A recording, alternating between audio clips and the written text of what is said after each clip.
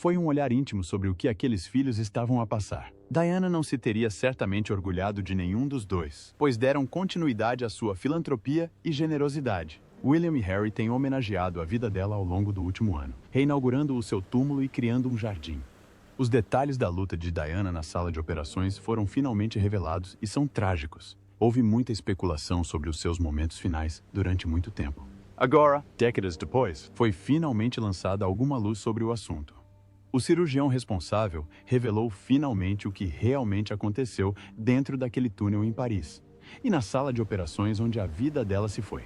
O que é que o cirurgião testemunhou que o mundo nunca pôde saber? E por que é que escolheu falar agora? Depois de décadas de silêncio? Junte-se a nós enquanto desvendamos a verdade sobre o que realmente aconteceu naquela noite em Paris. Os assassinos adoram câmeras.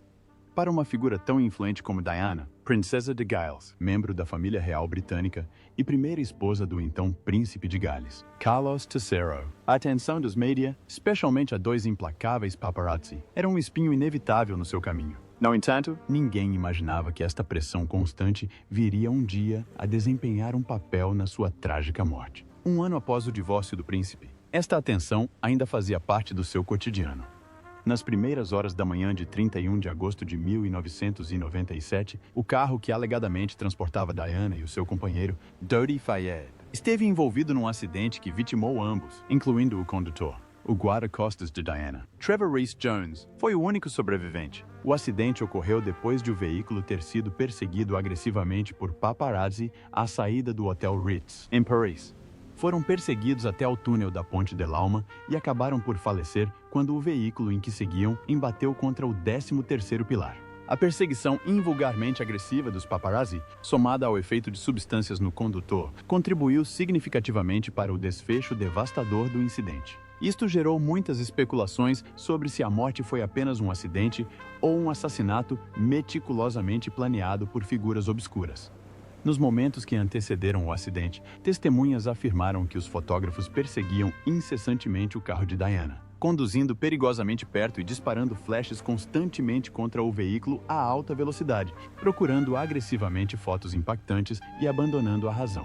Foi uma atitude desastrosa que colocou a segurança da princesa e da sua comitiva em segundo plano em relação às fotos para a imprensa. Isto, consequentemente, levou ao excesso de velocidade e ao acidente de viação.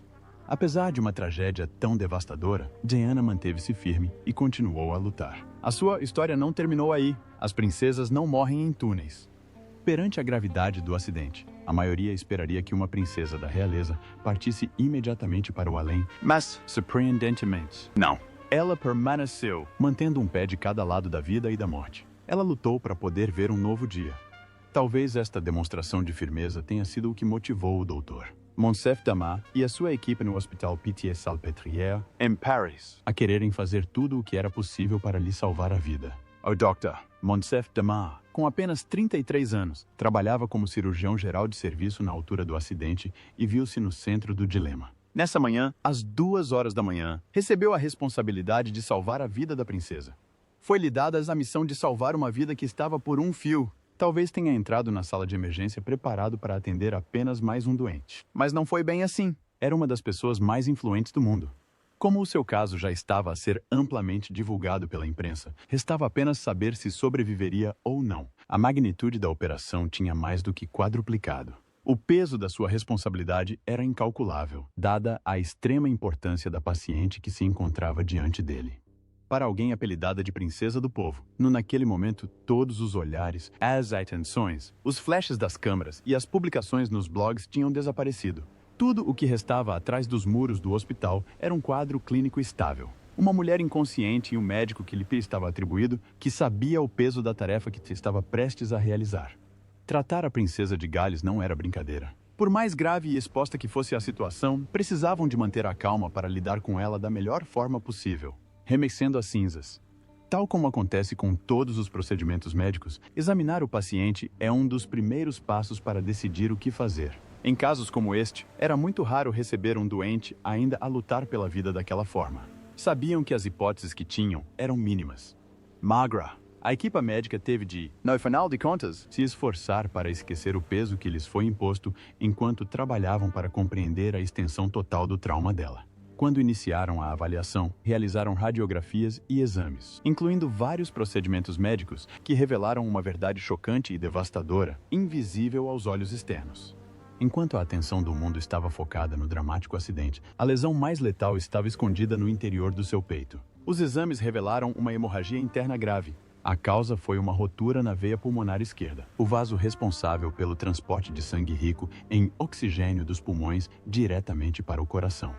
Este tipo de lesão é excepcionalmente difícil de tratar e quase sempre fatal.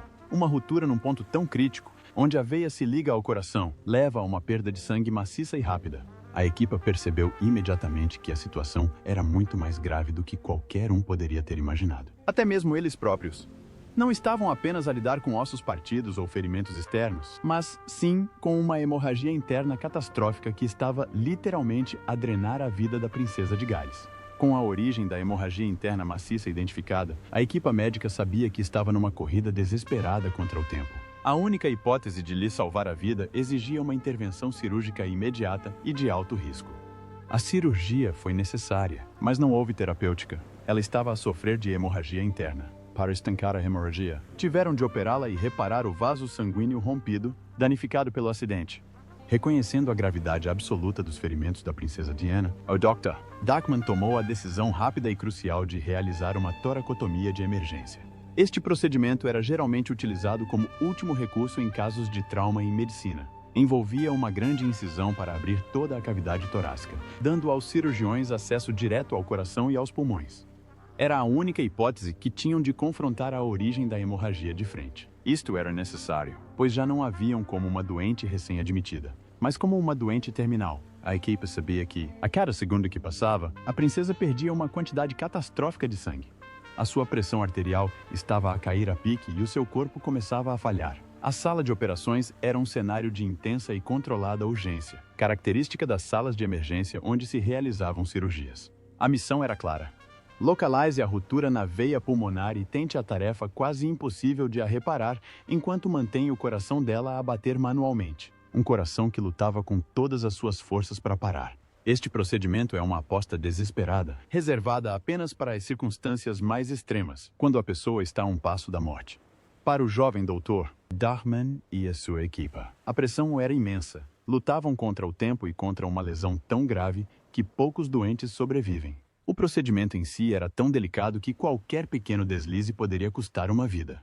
A batalha pela vida da princesa Diana tinha começado oficialmente da forma mais dramática possível. Um drama que envolvia uma enorme quantidade de desvantagens. Neste abismo profundo, as orações pareceram, de repente, a melhor amiga do cirurgião. Mas, naquele momento, parecia que Deus se recusava a atendê-las. A dor de Diana. Enquanto a equipe cirúrgica iniciava a toracotomia de alto risco, embora magra, estava preparada para o desafio de reparar a veia pulmonar rompida. No entanto, assim que a operação começou, a verdadeira e devastadora extensão do trauma do acidente tornou-se terrivelmente clara. A equipe descobriu um problema adicional, uma rotura no pericárdio, o resistente saco protetor que envolve e protege o próprio coração. Esta descoberta foi literalmente mais uma confirmação de que a força do impacto tinha causado ainda mais danos do que os exames iniciais tinham revelado. Os cirurgiões travavam agora uma guerra em duas frentes, tentando controlar a perda de sangue da veia e, ao mesmo tempo, avaliar os danos no pericárdio, o saco pericárdico. Tudo isto enquanto tentavam impedir que o coração deixasse de funcionar. Precisavam de estar alertas em todas as frentes. Um pequeno deslize e ela estaria perdida. Apesar da gravidade da situação, a equipe foi aconselhada a manter a calma, pois estavam a tratar de uma das mulheres mais influentes e poderosas do mundo. Mesmo que, naquele momento, ainda pudesse ser considerada apenas uma doente, era evidente que precisavam de a salvar e que tal não parecia possível.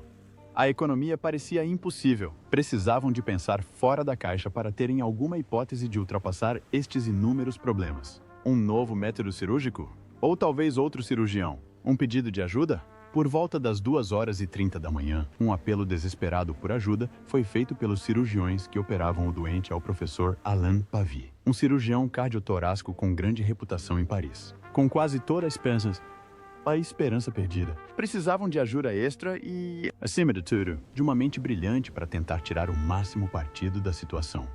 Com a saúde cardíaca e pulmonar da princesa Diana a deteriorar-se na mesa de operações, a situação tinha se agravado para o cenário mais crítico imaginável.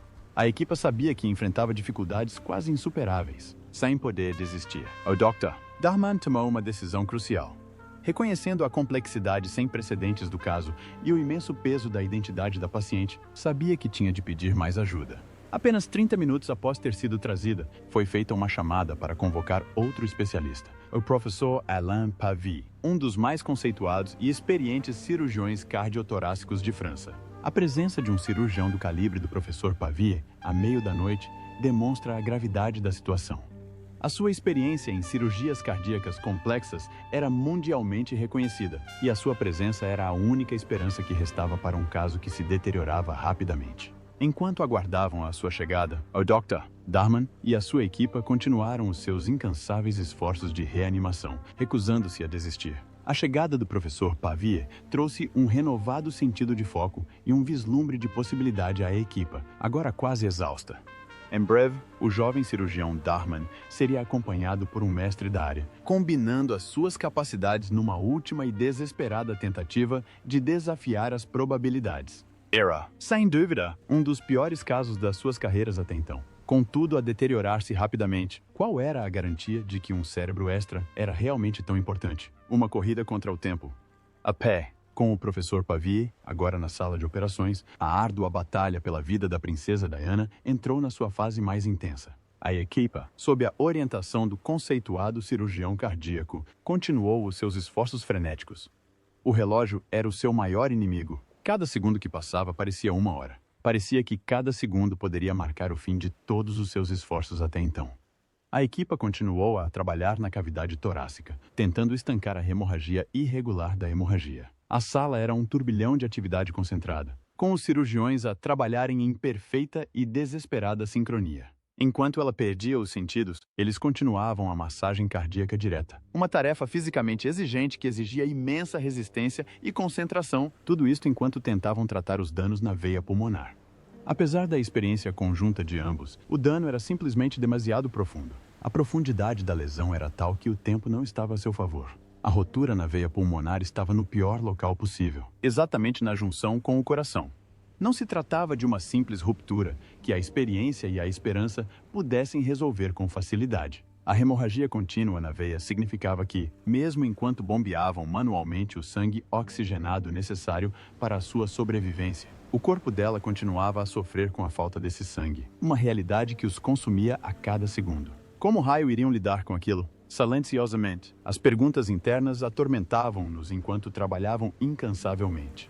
Por Deus sabe quanto tempo. Esta batalha árdua e desesperada continuou. Mas a natureza prevalece sempre. Até os esforços médicos mais heróicos têm os seus limites. E a equipa depressa se viu a cair noutra armadilha. Diana, uma princesa azarada no amor. Apesar dos esforços incansáveis dos cirurgiões durante a toracotomia, enfrentaram outra tragédia. A rotura na veia pulmonar continuava a provocar uma hemorragia maciça e incontrolável na cavidade torácica. O seu corpo, já debilitado pelo imenso trauma do acidente, estava a ser privado do sangue vital. Nesse momento crítico, os piores receios da equipa médica concretizaram-se. O coração da princesa Diana, incapaz de suportar a imensa pressão e a falta de fluxo sanguíneo, deixou de bater. Ela sofreu uma paragem cardíaca total. Outro dilema, um dos piores que lhes poderia acontecer. A luta para a salvar transformou-se de um complexo procedimento cirúrgico numa batalha desesperada para reanimar o seu coração. Os cirurgiões iniciaram imediatamente outra série de massagens cardíacas diretas. As pás do desfibrilhador foram carregadas e aplicadas. Foram administradas doses uniformes, tudo na tentativa de restaurar o ritmo cardíaco. A atmosfera na sala de operações tornou-se extremamente tensa. O bip constante dos monitores foi substituído pelo som plano de um coração que tinha parado de bater. Todos naquela sala, desde o doutor Damon ao professor Pavie e as enfermeiras, sabiam que as hipóteses de reanimar alguém após uma paragem cardíaca traumática eram infinitamente pequenas. E com o tempo, essa probabilidade atingia níveis atômicos. Contudo, movidos pelo dever e pelo profundo peso do momento, recusaram-se a desistir, iniciando uma longa e árdua batalha para reanimá-la. Um esforço total, a última e frenética tentativa dos paramédicos. Assim que o coração da princesa Diana parou, a sala de operações transformou-se num campo de batalha contra a própria morte. A equipe, liderada pelo Dr. Damon e pelo professor Pavia, iniciou uma série frenética e prolongada de manobras de reanimação. Não foi um momento de rendição silenciosa.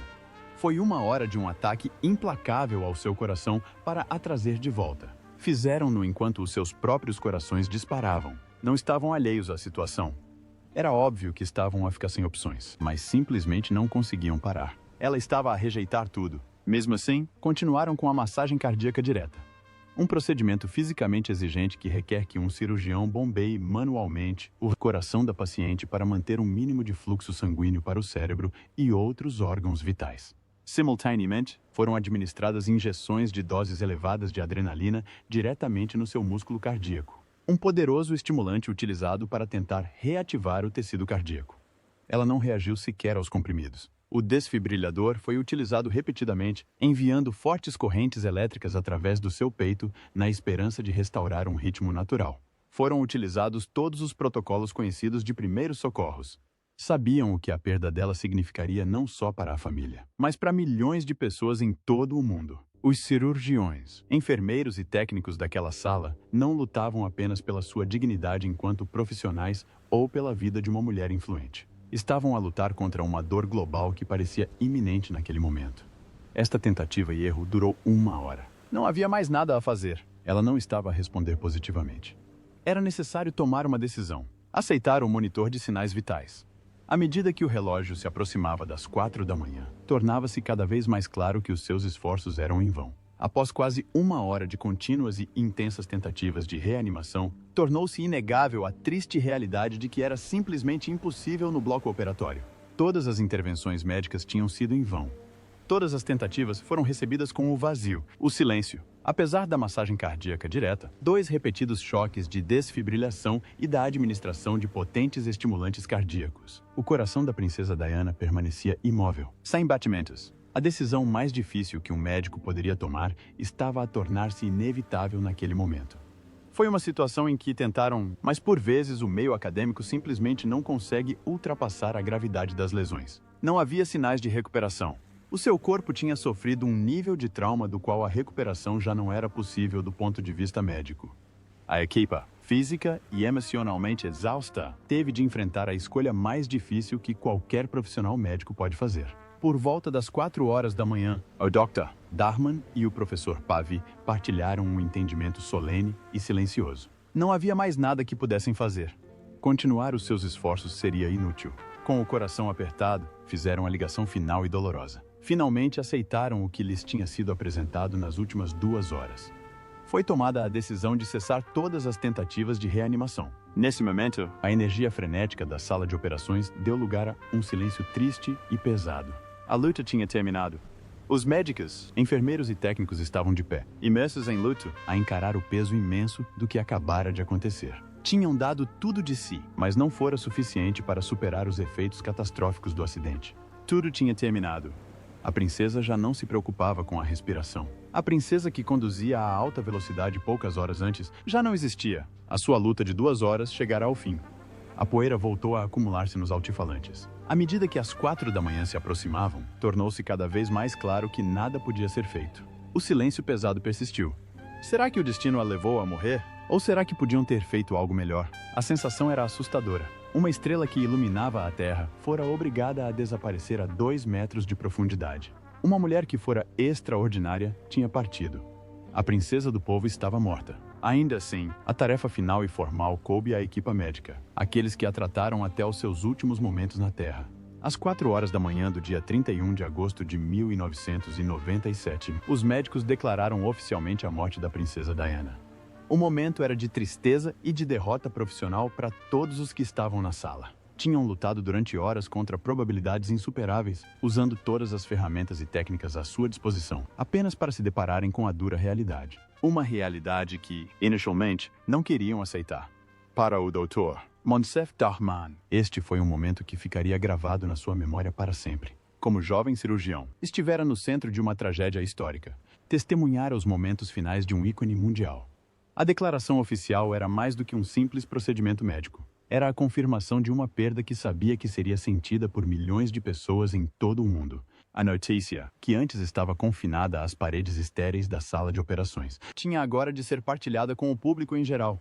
O anúncio da sua morte marcou o fim de uma desesperada batalha médica e o início de um período de luto global. O peso da pressão para salvar uma vida transformou-se em tristeza e derrota.